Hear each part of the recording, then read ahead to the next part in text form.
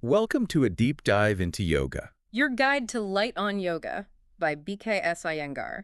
which is often called the Bible of yoga. It's pretty amazing. It really is. And tackling it can feel, I don't know about you, but tackling this book can feel a little bit like scaling Everest. Yeah. Like there's so much there. So many postures. Breathing exercises, philosophical insights. It's more than just a guide to poses. Yeah. It really explores yoga's philosophical core. Okay.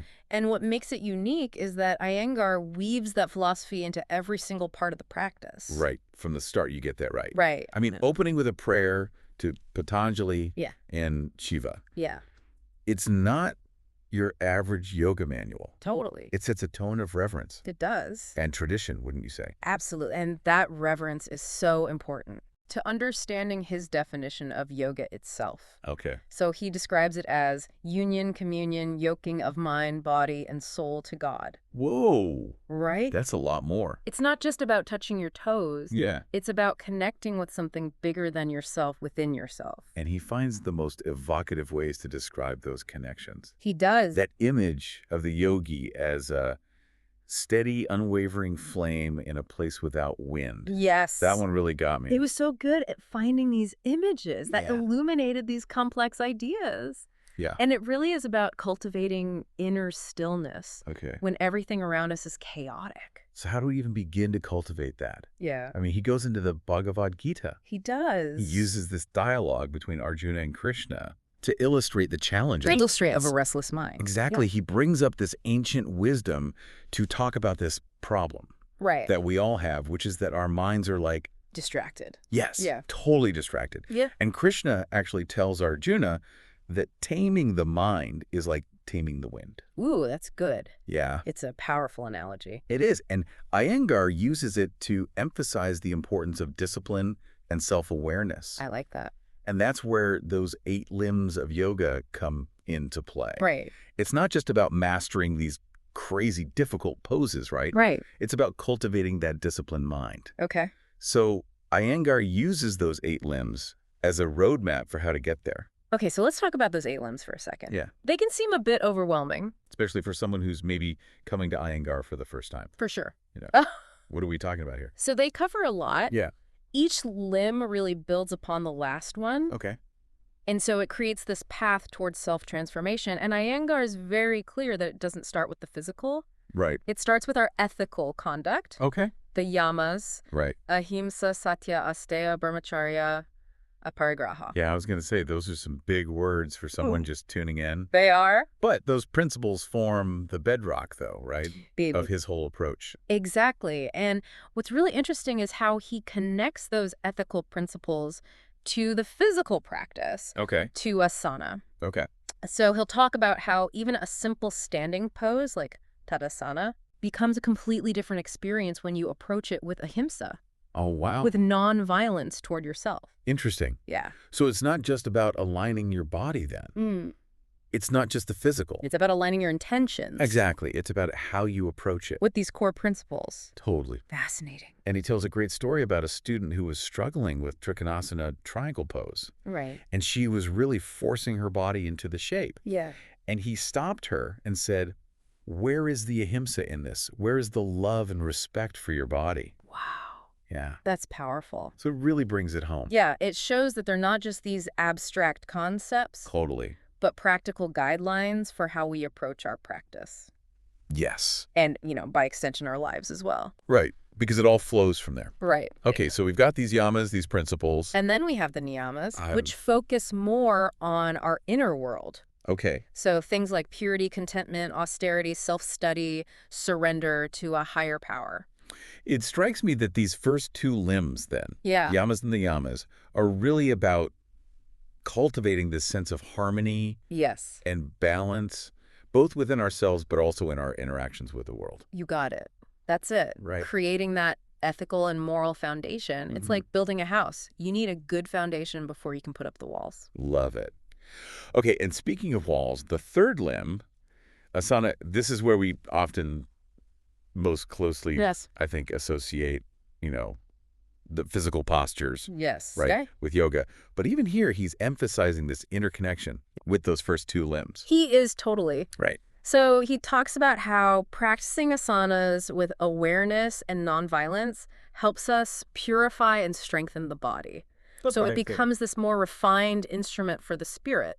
So it's like our bodies aren't separate They're not separate. from our minds and our spirit, We're all one piece. but they're a reflection of our inner state. Yes. I like that. Right. And that brings us to the fourth limb, pranayama, Okay. which is breath control. Let's talk about that. The Iyengar calls it controlling the fluctuating mind by regulating the breath. Okay, so I've got to admit, Yeah. pranayama has always been a bit of a mystery to me. Yeah. Like, I don't quite Get out there. understand how controlling my breath is actually impacting my mind. It's wild, right? Yeah. It's amazing. So he explains how the breath is the bridge Okay. between our physical state and our mental state. Okay. And so by becoming aware of our breath and learning to regulate it, we can actually directly influence our nervous system Wow. and calm the mind. So it's like this built-in tool Totally. that we all have for managing stress and cultivating inner peace, Exactly. which is something I think we could all use a little bit more of these days. Yeah, me too, for sure. Right. Okay. Yeah. So that's fascinating. And the other thing is he doesn't treat pranayama as separate Right. from all the other limbs. Yeah. He emphasizes that practicing asanas with the awareness and the alignment naturally leads to a deeper understanding and mastery of the breath. It all weaves together. It all weaves together. Right. These limbs support and enhance one another. Yeah. And this is just the first four. That's right. We've still got Pratyahara, Dharana, and Samadhi, They've got four more, which are even the more internal ones. the more internal, the more meditative limbs of yoga Yeah, right. to explore. Another time. Right, exactly. But I think what's important, what you're saying, is that he doesn't see those It does. that separate Right. from the physical practice. Right. Right. Right. And that the insights and the self-awareness that we gain through asana and pranayama Yes. are essential for deepening Exactly. our meditative practice. That's right. It's amazing how he connects the physical practice of yoga to this profound, like, inner journey. Yeah. And he talks about these last four limbs, Yeah. Pratyahara, Dharana, Dhyana, and Samadhi, as the culmination of that journey, that path to self-realization. Just like the goal, right? Yeah. Like the ultimate aim. And he's very clear that it's not a solitary pursuit. Right. Iyengar puts a lot of emphasis on the role of a guru, a teacher. He does. He really does. He even compares the guru-student relationship to that of, like, a parent and child. Yeah. Why is that guidance so crucial in his method? Well, because a true guru doesn't just like teach you how to do the poses. Right. It's about guiding you to a deeper understanding of yourself. Well. Having somebody who can see your blind spots, challenge your limitations and help you through all the ups and downs. It's like having a mentor. Exactly. Right. Someone to help you stay on track and reach your potential. But finding a good guru, Right. especially these days, can feel, I don't know, It's hard. It's hard. a little daunting.